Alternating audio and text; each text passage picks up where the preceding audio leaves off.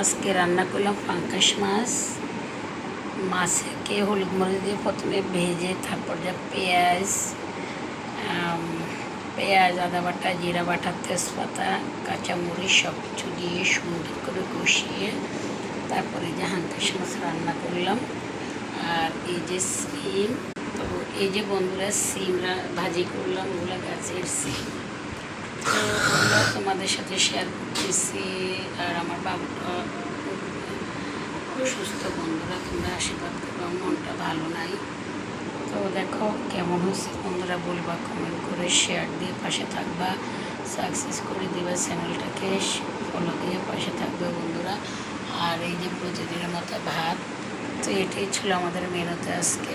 তো তোমাদের সাথে ওটাও শেয়ার করলাম, আর মাছ নিয়ে এসে ওটাও শেয়ার করলাম। তো আজকে শুধু পাঙ্কাশ মাছটুকু রান্না করলাম, অনেকদিন কিনি না। তো এ হয়েছে আমাদের দুপুরের মেনুতে। তো বন্ধুরা ভালো থাকো, নমস্কার।